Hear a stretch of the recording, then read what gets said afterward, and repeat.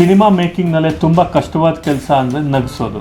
ಅದರಲ್ಲೂ ನಿಮಗೆ clean comedy ಇಟ್ಕೊಂಡು ಒಂದು ಇಡೀ ಸಿನಿಮಾ ಪೂರ್ತಿ ನಗಿಸೋದು ಭಾಳ ಕಷ್ಟದ ಕೆಲಸ. ಅದರಲ್ಲೂ ಸಹ ಈ ಬೇಸ್ಡ್ ಆನ್ ಟ್ರೂ ಇನ್ಸಿಡೆಂಟ್ಸ್ ಏನಿರುತ್ತೆ ಅಂದರೆ ನೈಜ ಘಟನೆ ಆಧಾರಿತ ಸಿನಿಮಾಗಳು, ಅದರಲ್ಲಿ ನೀವು ಹಾಸ್ಯನ ತುಂಬಿ ಅದನ್ನು ಜನಕ್ಕೆ ಎಂಟರ್ಟೈನ್ ಮಾಡಿ ಒಳ್ಳೆ ಸಂದೇಶ ಸಹ ಕೊಡೋ ಥರ ಮಾಡೋದು ಇನ್ನೂ ಕಷ್ಟದ ಕೆಲಸ. ಜೊತೆಗೆ ಯಾವುದೇ ರೀತಿಯ ಡಬಲ್ ಮೀನಿಂಗ್ ಇಲ್ಲದೆ, ಒಂದು ಟಾಯ್ಲೆಟ್ ಹ್ಯೂಮರ್ ಇಲ್ಲದೆ, ಇದೇನೂ ಇಲ್ಲದೆ ಸಹ ಸಣ್ಣ ಮಕ್ಕಳಿಂದ ಹಿಡಿದು ಹೆಣ್ಮಕ್ಳ ತನಕನೂ ಎಲ್ಲರೂ ಸಂತೋಷವಾಗಿ ನೋಡೋವಂಥ ಸಿನಿಮಾ ಮಾಡೋದು ತುಂಬ ಕಷ್ಟ. ಸೊ ಅದೇ ಥರದ ಸಿನಿಮಾ ಸೂ ಫ್ರಮ್ ಸೋ. ಬನ್ನಿ ಈ ಸಿನಿಮಾ ಸೂ ಫ್ರಮ್ ಸೋ ಈ ಎಲ್ಲ ಕೆಟಗರಿನೂ ಮೀಟ್ ಮಾಡಿದೆ ಅಲ್ವಾ ಅನ್ನೋದನ್ನ ಈ ರಿವ್ಯೂ ಮೂಲಕ ನೋಡೋಣ.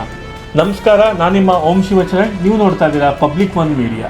ರಾಜ್ ಬಿ ಶೆಟ್ಟಿ ಅವರ ನಿರ್ಮಾಣದಲ್ಲಿ, JP ತುಮ್ಮಿನಾಡು ಅವರ ನಿರ್ದೇಶನ ಮತ್ತು ನಟನೆಯಲ್ಲಿ ಹಾಗೂ ಶನಿಲ್ ಗೌತಮ್ ಅವರ ಒಂದು ವಿಶೇಷ ಪಾತ್ರದಲ್ಲಿ ಮೂಡಿ ಬಂದಿರುವ ಸಿನಿಮಾನೇ ಸೂ ಫ್ರಮ್ ಸೋ.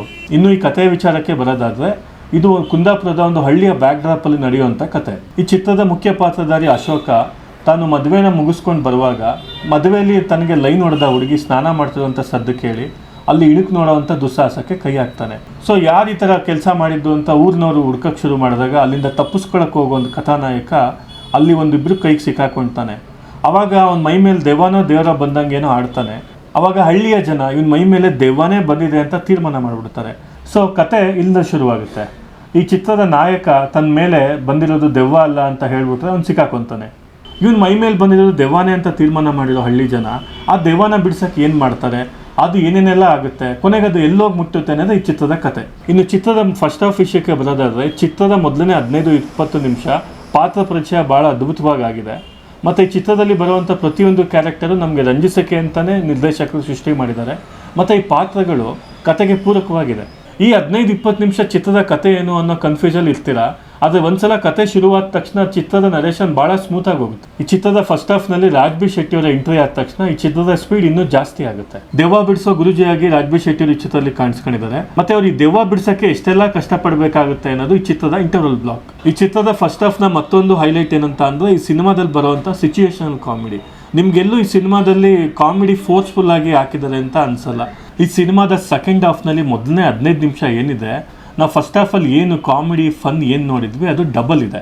ಸೊ ಸೆಕೆಂಡ್ ಹಾಫ್ನಲ್ಲಿ ಒಂದು 15-20 ನಿಮಿಷದ ನಂತರ ಈ ಸಿನಿಮಾ ನಿಧಾನವಾಗಿ ಎಮೋಷನಲ್ ಪ್ಲಾಟ್ಗೆ ನಮ್ಮನ್ನ ಕರ್ಕೊಂಡು ಹೋಗುತ್ತೆ. ಇನ್ನು ಈ ಸಿನಿಮಾದ ಫಸ್ಟ್ ಹಾಫ್ನಲ್ಲಿ ಮತ್ತು ಸೆಕೆಂಡ್ ಹಾಫ್ನ ಮೊದಲನೇ 20 ನಿಮಿಷದಲ್ಲಿ ಏನೇ ಕಾಮಿಡಿ ಫನ್ನು ಎಂಟರ್ಟೈನಿಂಗ್ ಫ್ಯಾಕ್ಟರ್ ಇದ್ದರೂ, ಈ ಸಿನಿಮಾದ ನಿಜವಾದ ಸೋಲ್ ಇರೋದೆ ಈ ಸಿನಿಮಾದ ಸೆಕೆಂಡ್ ಹಾಫಲ್ಲಿ. ನೀವು ನೋಡಿರೋ ಹಾಗೆ ರಿಷಬ್ ಶೆಟ್ಟಿ ಅವ್ರ ನಿರ್ದೇಶನದಲ್ಲಿ ಬಂದಿದ್ದಂಥ ಸರ್ಕಾರಿ ಹಿರಿಯ ಪ್ರಾಥಮಿಕ ಶಾಲೆ ಆಗಲಿ ಅಥವಾ ಕಾಂತಾರ ಆಗಲಿ ಇದೇ ಪ್ಯಾಟ್ರನಲ್ಲಿ ಇತ್ತು. ಫಸ್ಟ್ ಹಾಫು ಮತ್ತು ಸೆಕೆಂಡ್ ಹಾಫ್ನ ಮೊದಲನೇ ಕೆಲವು ನಿಮಿಷಗಳಲ್ಲಿ ಎಂಟರ್ಟೈನಿಂಗ್ ಫ್ಯಾಕ್ಟರ್ ಇದ್ದರು. ಆ ಎರಡೂ ಸಿನಿಮಾಗಳ ನಿಜವಾದ ಸೋಲ್ ಇದ್ದಿದ್ದೆ ಆ ಸಿನಿಮಾದ ಸೆಕೆಂಡ್ ಹಾಫಲ್ಲಿ, ಅಂದರೆ ಈ ಸಿನಿಮಾದ ಫೈನಲ್ ಆ್ಯಕ್ಟಲ್ಲಿ.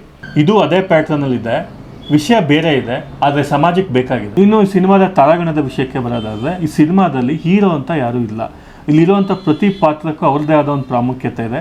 ಅದರಲ್ಲೂ ನಿಮಗೆ ಶನಿಲ್ ಗೌತಮ್ ಆಗಲಿ, ದೀಪಕ್ ರೈ ಪಣಜೆ, ಮಹಿಮ್ ರಾಮದಾಸ್, JP ತುಮ್ಮಿನಾಡು, ಸಂಧ್ಯಾ ಅರಕೆರೆ ಮತ್ತು ಮುಖ್ಯವಾಗಿ ನಮ್ಮ ರಾಜ್ ಶೆಟ್ಟಿ ಇವರೆಲ್ಲ ತುಂಬ ಚೆನ್ನಾಗಿ ನಟನೆ ಮಾಡಿದ್ದಾರೆ. ಮುಖ್ಯವಾಗಿ ರವಿ ಅಣ್ಣ ಅನ್ನೋ ಪಾತ್ರದಲ್ಲಿ ನಟಿಸಿರುವಂಥ ಶನಿಲ್ ಗೌತಮ್ ಅವರ ಪಾತ್ರ ನೆನಪಲ್ಲಿ ಉಳಿಯುತ್ತೆ. ಇನ್ನೂ ಈ ಸಿನಿಮಾ ಟೆಕ್ನಿಕಲ್ ಆಗಿ ಸೌಂಡ್ ಆಗಿದೆಯಾ ಅಂತ ಕೇಳಿದ್ರೆ ಇಲ್ಲ. ಆದರೆ ಈ ಸಿನಿಮಾದ ಕತೆಗೆ ಪೂರಕವಾಗಿ ಟೆಕ್ನಿಷಿಯನ್ಸು ಏನೇನು ಕೆಲಸ ಮಾಡ್ಬೋದನ್ನು ಅಚ್ಚುಕಟ್ಟಾಗಿ ಮಾಡಿದ್ದಾರೆ. ಒಂದು ಸಿನಿಮಾ ಟೆಕ್ನಿಕಲ್ ಆಗಿ ಗೆಲ್ಲೋದು ಬೇರೆ, ಕಂಟೆಂಟಿಂದ ಗೆಲ್ಲೋದು ಬೇರೆ. ಈ ಸಿನಿಮಾ ಗೆದ್ದರೆ ಕಂಟೆಂಟಿಂದ ಗೆಲ್ಲುತ್ತೆ. ಇನ್ನೊಂದು ಪಾಯಿಂಟ್ ಹೇಳೋದಾದರೆ, ಈ ಸಿನಿಮಾದ ನಿರ್ದೇಶಕರು ಈ ಸಿನಿಮಾದ ಕತೆಗೆ ಪೂರಕವಾಗಿ ಆ ಟೆಂಪೋ ಎಲ್ಲೂ ಹಾಳಾದಂಗೆ ಚೆನ್ನಾಗಿ ತೊಗೊಂಡೋಗಿದ್ದಾರೆ. ಕೆಲವು ಕಡೆ ಸಿನಿಮ್ಯಾಟಿಕ್ ಲಿಬರ್ಟಿ ಸಹ ತಗೊಂಡಿದ್ದಾರೆ. ಎಕ್ಸಾಂಪಲ್ ರಾಜ್ ಬಿ ಶೆಟ್ಟಿ ಅವರ ಒಂದು ಎಂಟ್ರಿ ಆಗ್ಬೋದು ಅಥವಾ ಕ್ಲೈಮ್ಯಾಕ್ಸ್ ಫೈಟ್ ಸೀಕ್ವೆನ್ಸ್ ಆಗ್ಬೋದು, ಇಲ್ಲೆಲ್ಲ ನಿರ್ದೇಶಕರು ಸಿನಿಮ್ಯಾಟಿಕ್ ಲಿಬರ್ಟಿ ತೊಗೊಂಡು ಸಿನಿಮಾನ ಒಂದು ಮಾಸ್ ಎಲಿಮೆಂಟ್ನ ಕೊಟ್ಟಿದ್ದಾರೆ. ಇನ್ನು ಈ ಚಿತ್ರದಲ್ಲಿ ನೆಗೆಟಿವೇ ಇಲ್ವಾ ಅಂತ ಕೇಳಿದ್ರೆ ನೆಗೆಟಿವ್ ಇದೆ, ಅದನ್ನು ಹೇಳ್ತೀನಿ. ಕೆಲವೊಂದು ಸೀಕ್ವೆನ್ಸ್ಗಳಲ್ಲಿ ಕೆಲವೊಂದು ಹ್ಯೂಮರ್ನ ಇನ್ನೂ ಸ್ವಲ್ಪ ಎಫೆಕ್ಟಿವ್ ಆಗಿ ಕನ್ವೆ ಮಾಡಿದಿದ್ರೆ ಹಳೆ ಮೈಸೂರು ಭಾಗ ಅಥವಾ ಉತ್ತರ ಕರ್ನಾಟಕ ಭಾಗ, ಆಲ್ ಓವರ್ ಕರ್ನಾಟಕದಲ್ಲಿ ಎಲ್ಲ ಪ್ರೇಕ್ಷಕರು ಇದನ್ನು ಎಂಜಾಯ್ ಮಾಡ್ಬೋದಾಗಿತ್ತು. ಈ ಸಿನಿಮಾದ ಕಾಮಿಡಿಯಲ್ಲೂ ಸಹ ಕೆಲವು ಸಿನಿಮ್ಯಾಟಿಕ್ ಲಿಬರ್ಟಿಗಳು ತೊಗೊಂಡಿದ್ರೆ ಈ ಸಿನಿಮಾ ಇನ್ನಷ್ಟು ಒಂದು ಲೆವೆಲ್ಗೆ ಎನ್ಹಾನ್ಸ್ ಆಗ್ತಿತ್ತು ಅಂತ ನಂದು ಒಂದು ಅಭಿಪ್ರಾಯ. ಈ ವಿಷಯನ ಹೇಳಬೇಕೋ ಇಲ್ವೋ ಗೊತ್ತಾಗ್ತಿಲ್ಲ, ಸ್ಪಾಯ್ಲರ್ ಅಂತ ಅನ್ನಿಸ್ಬೋದು ನಿಮಗೆ.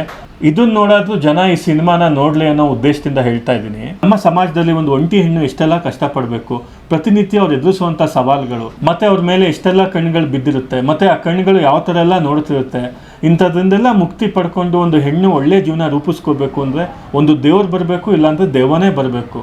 ಅಂಥ ಪರಿಸ್ಥಿತಿ ನಮ್ಮ ಸಮಾಜದಲ್ಲಿದೆ. ಇದೇ ಈ ಚಿತ್ರದ ಜೀವಾಳ. ಏನು ಈ ಮೆಸೇಜ್ ನೋಡೋಕೆ ಸಿನಿಮಾಗೆ ಹೋಗ್ಬೇಕಂತ ಅನ್ಕೋಬೇಡಿ, ಯಾಕೆಂದರೆ ಸಿನಿಮಾದಲ್ಲಿ ಈ ಮೆಸೇಜ್ ಒಂದು ಕಾಲು ಭಾಗ ಆದರೆ ಎಂಟರ್ಟೈನ್ಮೆಂಟ್ ಮುಕ್ಕಾಲು ಭಾಗ ಇದೆ. ಸೊ ಓವರಲ್ ಆಗಿ ಹೇಳಬೇಕು ಅಂತ ಅಂದರೆ ಈ ಸೂ from so a super film from a solo team, ಇದೇ ಮುಂದುವರೆದು a super film from so many team ಅಂತ ಆದಾಗ ನಮ್ಮ ಕನ್ನಡ ಚಿತ್ರರಂಗ ಮತ್ತಷ್ಟು ಹೆಲ್ದಿಯಾಗಿ ಬೆಳೆಯುತ್ತೆ.